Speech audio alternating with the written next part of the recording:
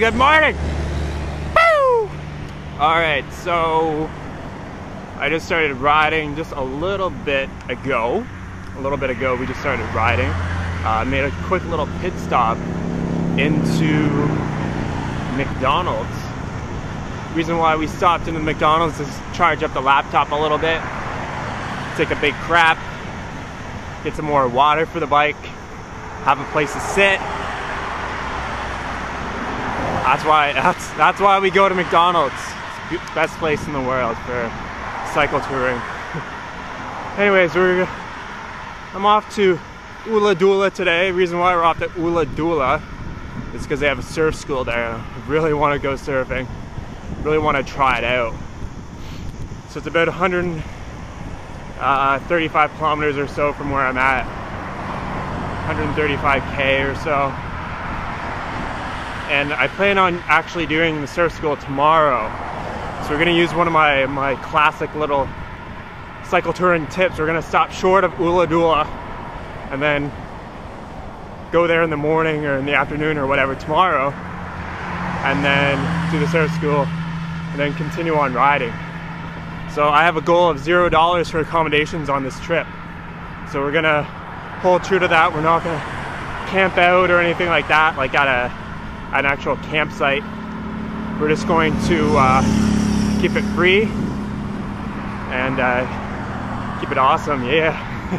Alright, I'm gonna keep going. I gotta make a stop at Kohl's or Woolworths, pick up some juice, some fruit juice for the morning, and I'll keep going, baby. Keep going!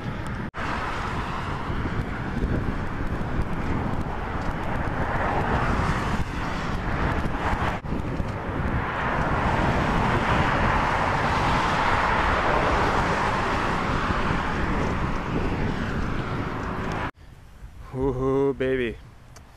So we are in Barrie, New South Wales. We are about 80 kilometers from Ulladulla. And so with Ulladulla, I just actually booked my surf lesson for tomorrow.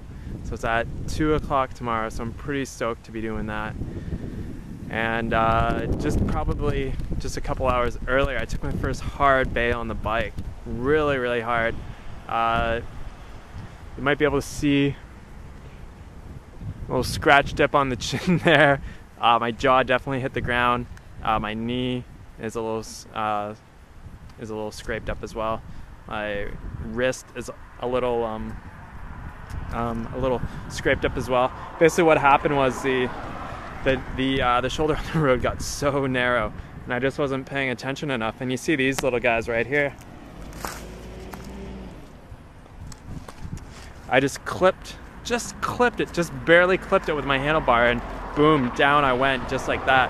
What I'll do is there's a clip of a video of Lance Armstrong taking a fall in, I think it's either 2000 or 2001 Tour de France, and it looked exactly like that. So we're gonna post that video up right now. Coming up to the wheel of the Basque rider, but Armstrong wants to go right now. Armstrong was waiting for somebody to pull in the flag, and now it was even. Oh, what's happened here? What has happened? So my fall was definitely, it was pretty well exactly like that, and it kind of hurt, shook me up a little bit, but I'm gonna keep going and keep rocking it out. So we only have 80k to do until 2 p.m. tomorrow, and it's just after 2 o'clock today.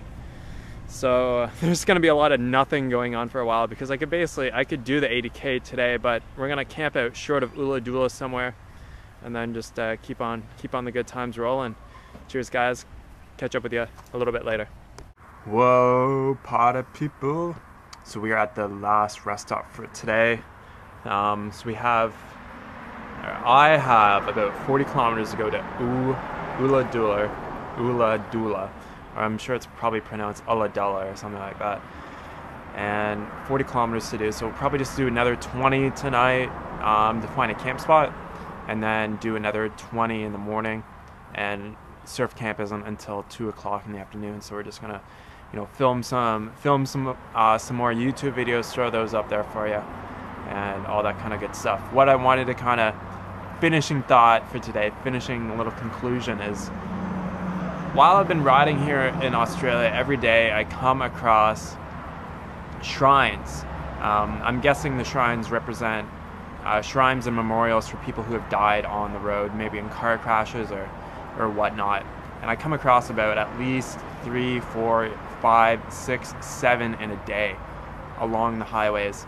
And the Australian government has done, from what I see, they have done a lot in terms of trying to make the roads safer for Australians, because, like, let's be honest, Australian drivers are extremely impatient and, you know, often speed quite a bit. And I'm not saying, you know, one country is better than another. I'm just saying from, you know, what I've seen and comparing it to back home in Canada, drivers are very impatient, especially with cyclists, and just in general are just quite reckless sometimes and are not very cautious. And I mean, the government, you know, is putting, you know, speed traps up and it'll basically catch you if you're, you know, it's like a camera system, and it'll, you know, catch you going if you're speeding, and all these types of different measures, just basically to slow drivers down. You know, they're providing rest stops every 20, 40 kilometers, which is really nice for me for cycle touring, but they're mainly geared towards drivers. And, you know, and you still see accidents all the time, and you still see people just very impatient on the roads. And just yesterday, a lady, I think she had to slow down her vehicle for an extra half a second so that I could clear an intersection, and then she honked her horn at me, and I'm like, was that really necessary? And whenever somebody honks their horn at me, and I'm not doing anything wrong, like, say if I did something stupid and someone honked their horn at me, I'd be like, yeah, I get it.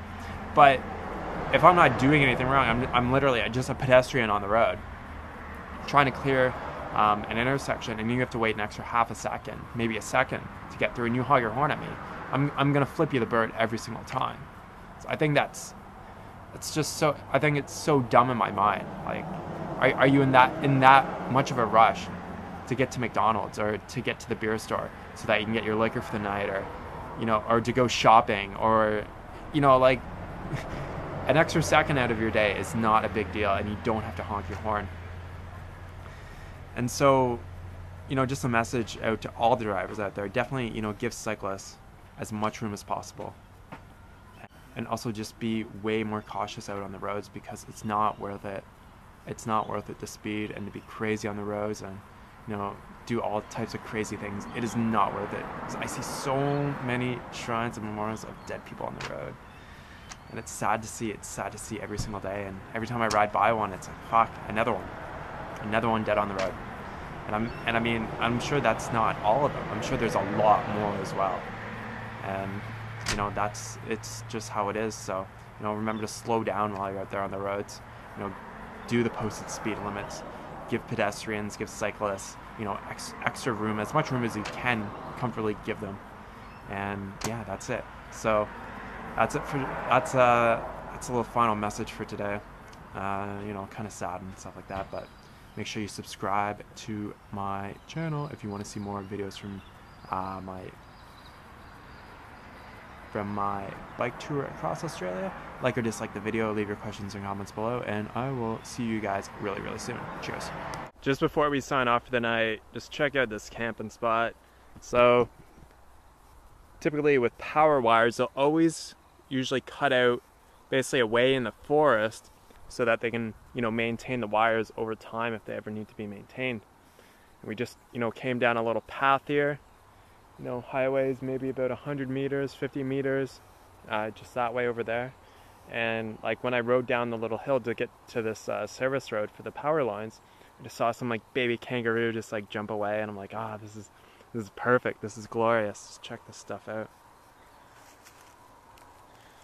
I mean, you could go and spend, you know, $15, maybe $30, $40, $50 for a camp spot, or you could just take a little bit of a risk and find a spot for free.